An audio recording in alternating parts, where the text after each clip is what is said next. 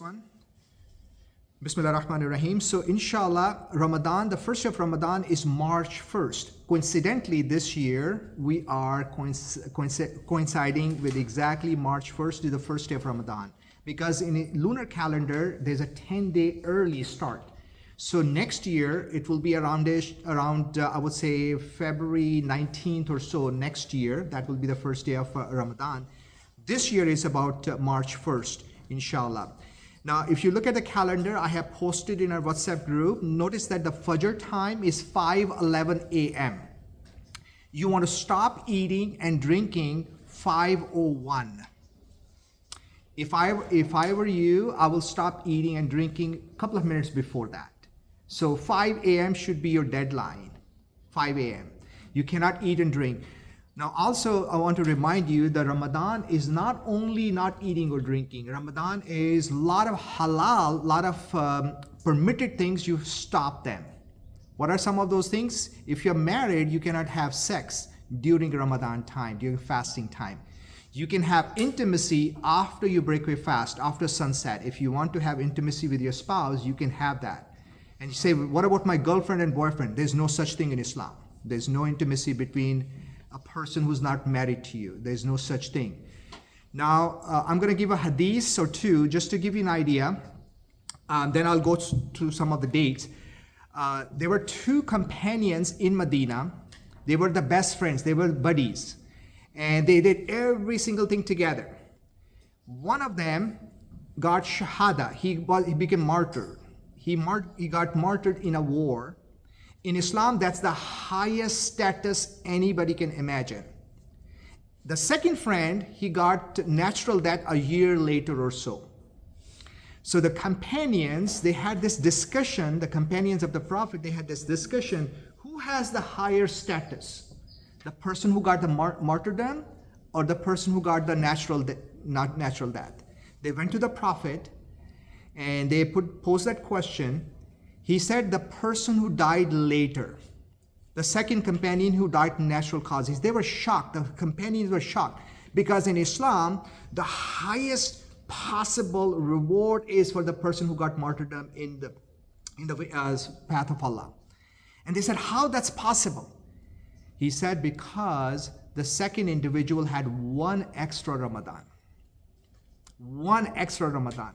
So if you're 50, 60, 70 years old, if you have fasted for 50, 60, 70 years, your chances of getting the highest reward in paradise is because of the Ramadan. Ramadan is the most special month. In Ramadan, we don't fight. We don't backbite. We don't argue. We don't say bad words. We don't listen to bad stuff. If somebody's trying to backbite to you, you know that sister, she didn't look nice. Don't talk to that person during fasting. Of course, even not fasting, you should not be doing those things. So fasting is something you control the halal things and you make them haram, forbidden for yourself during that prescribed time. How much is the time? Only 12 hours.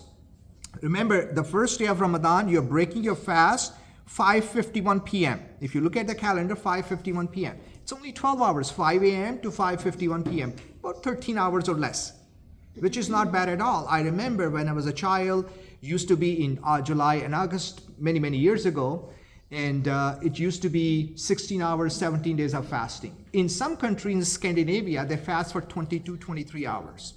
Not exaggerating, because of the way everything is set up over there.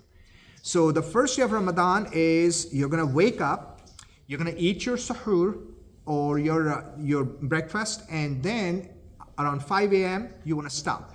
Now, because of the daylight savings time, on March 8th, the time is going to shift. The time will shift.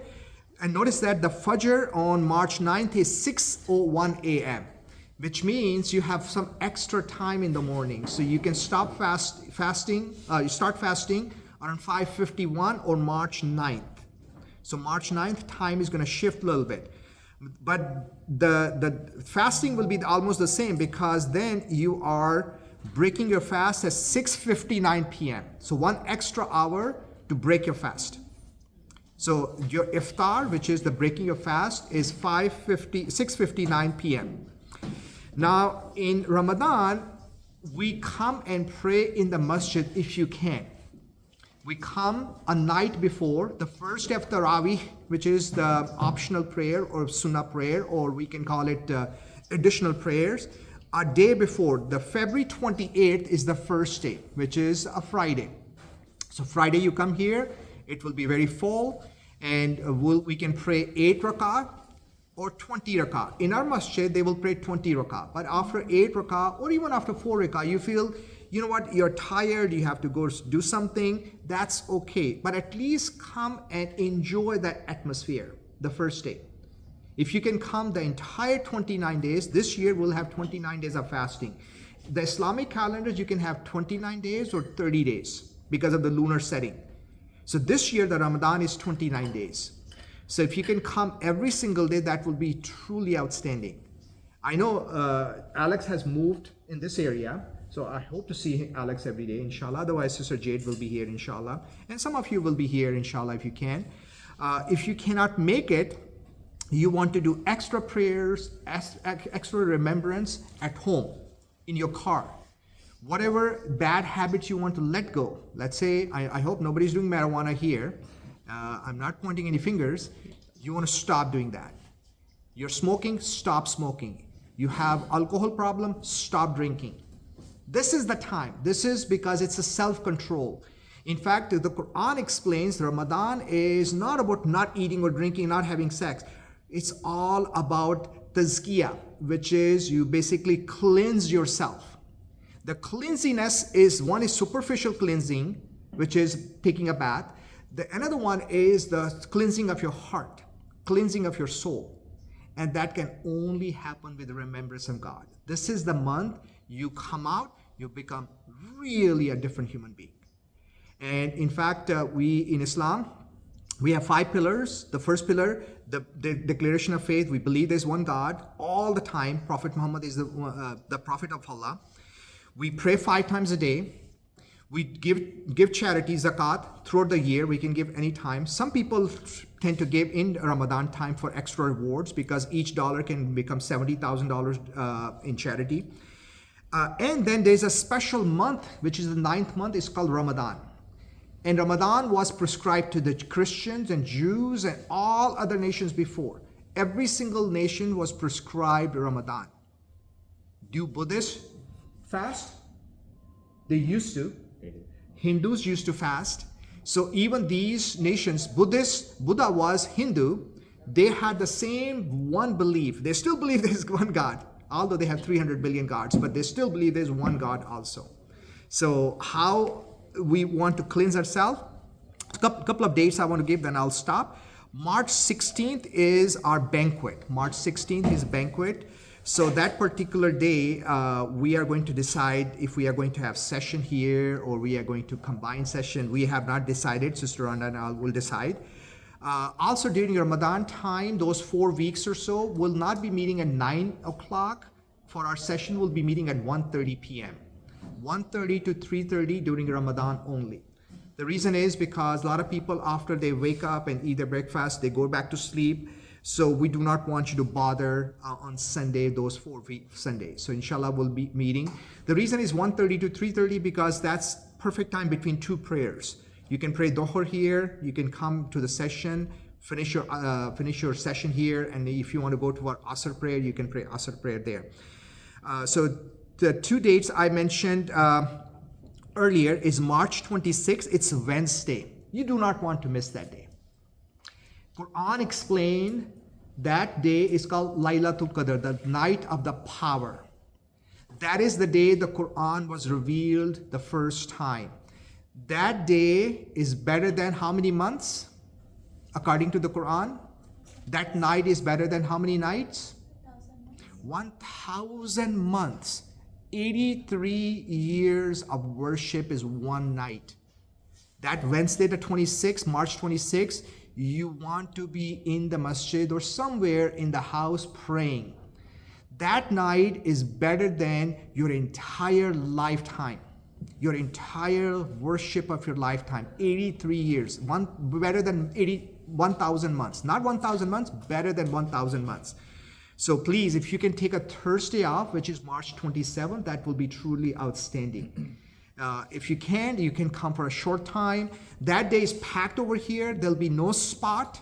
There'll be no parking. Although we have a Hill Elementary School parking, which is very close. You'll see thousands of people here.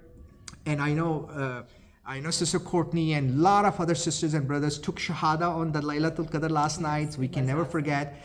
I know it's one of the most beautiful nights. And the March 28th, which is Friday, also is very important because that's the completion of the Quran recitation. It's called Khatmul Quran, the completion of the Quran, and it will happen in the masjid. That's also a very busy day. And in fact, there's a lot of free food, a lot of free stuff, a lot of very festive environment. People dress up, people are in very festive mood. A lot of crying will happen. The 26th and 28th, a lot of people, they open up or they open their hearts, and that's a very important day. So the last day of Ramadan is March 29th, and March 30th is the day of celebration called Eid al-Fitr. Eid al-Fitr is the celebration. In Islam, we have two big celebrations. One is the very next day after Ramadan. This year it's falling on March 30th. Luckily, it is on Sunday. So this entire ground you see will be filled up with people. There will be thousands of people. We'll take this entire ground and we'll be praying over there. Again, Sister Rhonda and I have not decided how we are going to gather for Eid. We want to celebrate together because many of you do not have the family and friends. So we'll try to arrange something. One for Ramadan, we can break our fast together. Last year we did 2-3 times last year as well. And then also we'll try to celebrate one of those. And we did last year as well. We did have celebration for Eid al-Fitr as well. I'll make a stop here. I'll take some question and